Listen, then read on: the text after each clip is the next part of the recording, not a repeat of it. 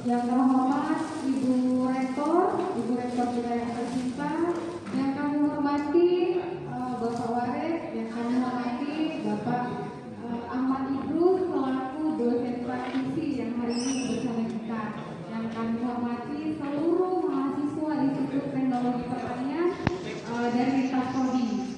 Terima kasih banyak, syukur alhamdulillah hari ini Allah masih memberikan kita kesehatan sehingga kita masih bisa berkumpul di tempat yang penuh berkah ini. Insya Allah kedepannya kita akan mendengarkan materi terkait perbankan dan kewirausahaan. Insya Allah ilmu yang akan kita dapatkan hari ini menjadi berkah dan bermanfaat untuk kita semua. Pertama-tama saya akan mempersilahkan kepada Ibu Rektor kita untuk membuka acara ini dengan resmi. Kepada Ibu Rektor, silakan. Assalamualaikum warahmatullahi wabarakatuh. Bisa maju ke depan ya. Oh iya, isi dulu.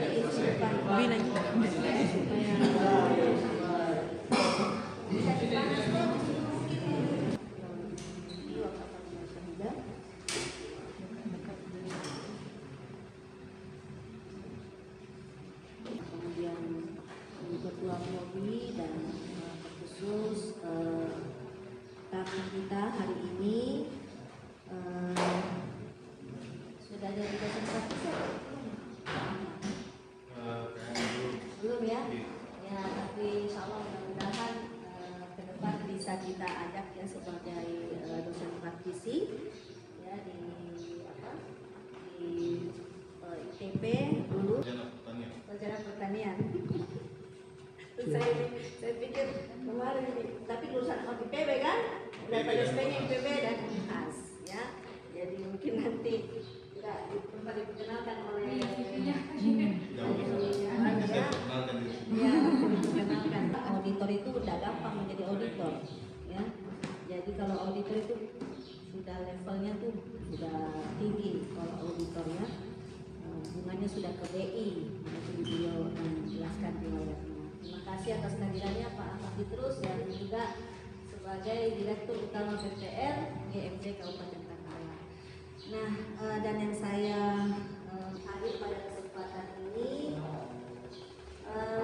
saya cukup saya berbahagia ya kalau mengikuti kuliah umum, meskipun saya tidak pernah mengajar ya secara langsung kita semua, karena saya menganggap dosen-dosennya sudah luar biasa. Saya juga cukup hari sebagai pengajar.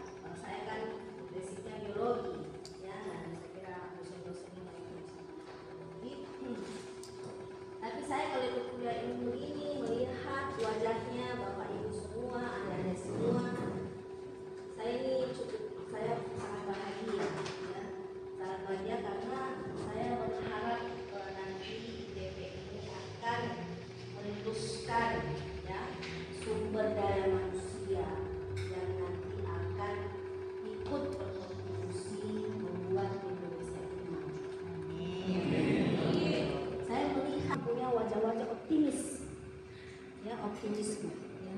Nah, ini yang susah ini di tengah krisis ya, krisis dunia dan krisis di Indonesia sendiri ya, khususnya di krisis kepemimpinan ini ya.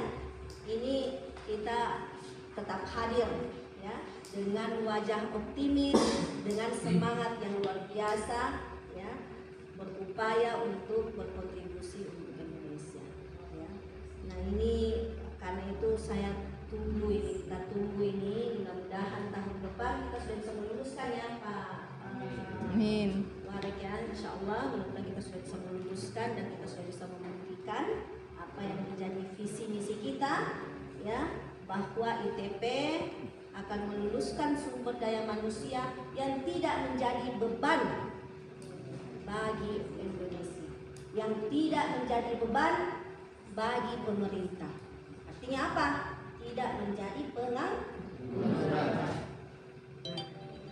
Inilah salah satu program unggulan dari ITP, adalah mengajak semua ya mahasiswa, semua mahasiswa, bukan hanya mahasiswa ya, dosen juga ya, untuk menghidupkan ini dunia entrepreneur di Indonesia. Karena inilah dunia yang sifatnya mandiri, tidak dipengaruhi oleh siapa-siapa itu kalau entrepreneur. Ya. Lain kalau birokrasi. Birokrasi ini kalau pemerintah punya kebijakan, cut ini pegawai negeri tidak bisa lagi, tidak ada lagi nih P3K, mau apa kita? Tergantung keuangan negara, ya kan? Nah, yang mandiri, yang tidak bergantung kepada siapa-siapa itu entrepreneur. Maka kita ingin banyak orang yang bisa menjadi entrepreneur. Oke, semakin banyak beasiswa yang bisa dikasih, ya. Saya kira itu. Bila taufiq wal hidayah. Assalamualaikum warahmatullahi wabarakatuh. Waalaikumsalam warahmatullahi wabarakatuh. Terima kasih banyak sambutan dari Ibu Rektor. Untuk tidak berlama-lama, mari kita mempersilakan kepada Bapak Idrus selaku dosen praktisi. Beliau Direktur Utama BCR Kabupaten Takalar. Hari ini kita dengan tema pembahasan dan kewirausahaan. Saya rasa ini sangat connect dengan yang kemarin kan. Kemarin kita mendapatkan kuliah umum juga terkait pola pikir wirausaha. Wirausaha adalah kembali ke individunya. Nah, sekarang bagaimana kita menciptakan peluang usaha untuk menciptakan lapangan kerja buat kita dan orang lain. Nah, kepada Bapak Ahmad Idrus kami silakan. Mungkin sisinya tidak saya bacakan. Bapak bisa memperkenalkan beliau seperti apa. Dan sangat luar biasa sepertinya, lihat dari stylenya kayak asik banget. Jadi hari ini Bisa juga Bapak nyanyi dulu, Pak. hari ini kita ambil ilmunya dan tanya beliau banyak. Tidak dengan kesempatan tidak selalu datang 2 kali. Mumpung hari ini kuliah umum dan beliau membawakan walaupun ada aparatur desa dan lain-lain. Jadi kita sharing karena semakin banyak kita menerima informasi, maka semakin siap kita untuk menjadi seorang pengusaha atau entrepreneur. Hari ini kebetulan saya diperintahkan oleh Bapak Rektor untuk membawa materi kewirausahaan yang perbankan. Tadi saya dengar katanya sudah dapat materi kewirausahaan. Pola pikir Kewirausahaan. Oh, berarti materi ini ada materi satu memang itu. enggak kemarin Pak, kemarin kita dapat.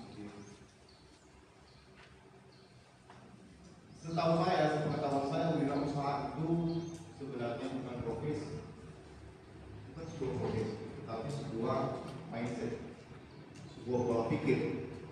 Di mana pola pikir tersebut itu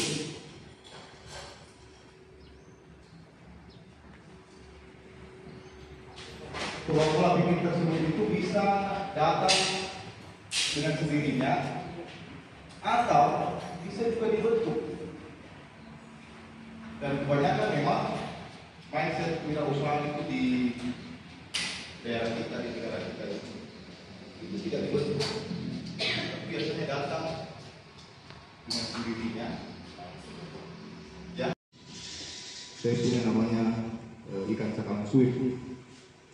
Warung saya itu rumah makan saya di Makassar, tapi saya juga bisnis cakalang suit secara online. Dan alhamdulillah bulan puasa kemarin itu Bu Rektor paling banyak penjualan waktu bulan puasa. Kami bisa menjual 500 cakalang suit, 500 lebih lah. Itu bukan saya yang jual, ternyata saya cuma dulu sih. Penjual yang ambil lagi dan dia bongkar, dia packing ulang. Dia naikkan Rp5.000. Saya jual Rp20.000. Dan itu sekarang rata-ratanya itu dalam 1 minggu penjualan saya itu 100 sampai 200 bungkus cakalang suit. Itu marginnya Pak, 20.000 saya jual. Keuntungan saya itu bersih ya 10.000. Keuntungannya 10.000. Ya, dan saya sudah pekerjakan alhamdulillah 3 orang. 3 orang. Dan saya sudah punya rumah makan sendiri yang semua menunya itu ada ikan cakalangnya. Mau nasi goreng ada ikan cakalangnya. Mau apa ada ikan cakalangnya. Nah begitu.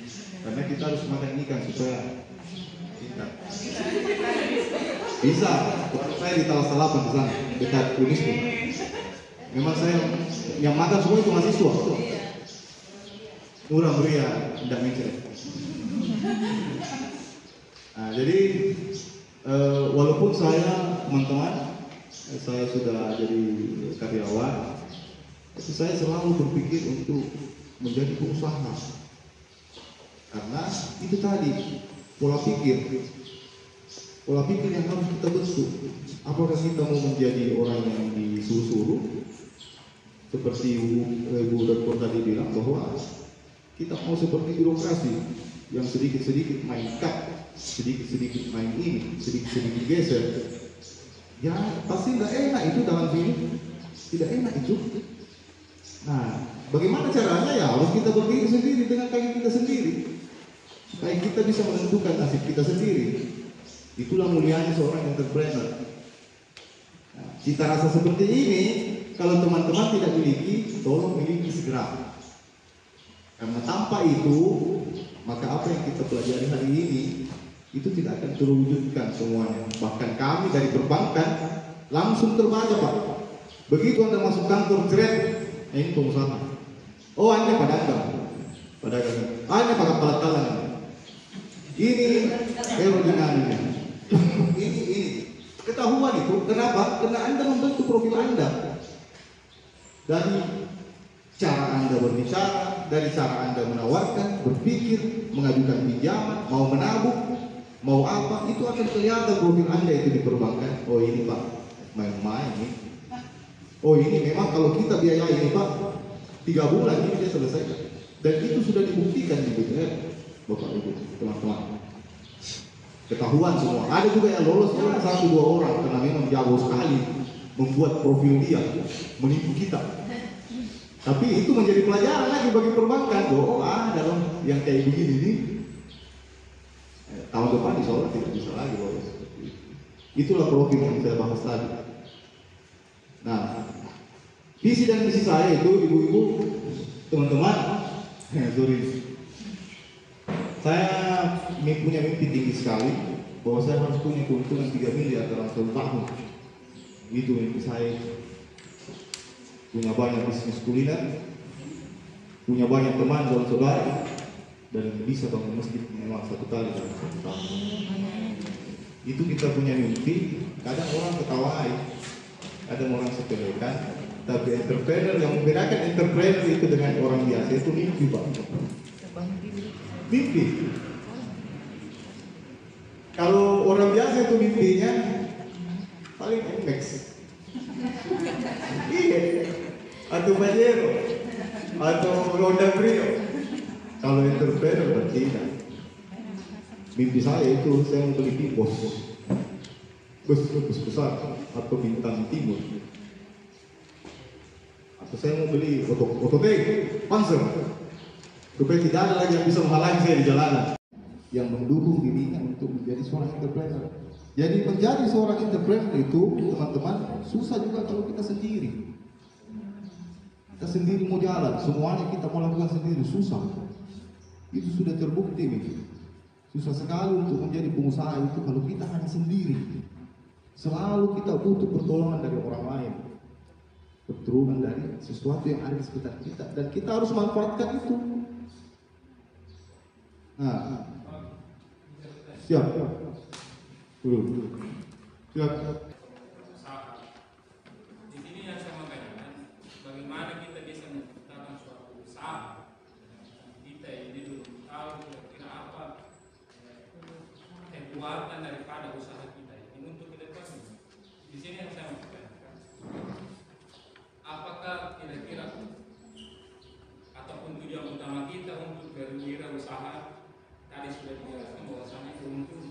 Nah, di sini saya kira-kira langkah apa yang saya harus lakukan untuk memulai suatu usaha itu supaya beda dengan yang lain. Misalnya usaha yang harus, karena rata-rata orang Indonesia itu pemikirannya itu banyak produk usaha yang sudah berulang. Kan? Misalnya contoh, saya kembali ke contoh tadi. Waktu teman saya itu, yang namanya itu, sebenarnya dia sekarang kayaknya mau mencalonkan itu di sini. ADT. Tapi saya tidak usah sebut. Dia itu entrepreneur. Artinya ambil baiknya, singkirkan yang buruknya. Waktu dia bikin contoh, banyak yang menjual contoh di sini, Pak. Tapi karena dia entrepreneur, dia bilang tidak ada contoh yang dalam ruko. Tidak ada contoh, semua baru dalam tidak ada. Warung, pinggir jalan, tenda, apa dan sebagainya. Dia bilang tidak ada biar dalam ruko. Kemudian tidak ada yang begadang. Tidak pernah berhenti. Saya tahu, Pak, karena dia dulu yang potong-potong daging. Bu Prodi, saya yang mengamen di luar. Saya tahu ceritanya itu. Karena dia yang potong-potong dagingnya begini, biasa sendal juga nak potong. Ini betul ini. Ini jahat ini. Jadi bisnis itu jahat sekali, teman-teman. Banyak gaya bisnis itu yang tidak masuk di kepala, ternyata juga bisa mendongkrak penjualan. Saya ngamen di luar, disitulah saya kenal, awal mula kenal dengan dia. Karena saya dulu suka ngamen pinggir jalan di KPJ. Kita semua jalan.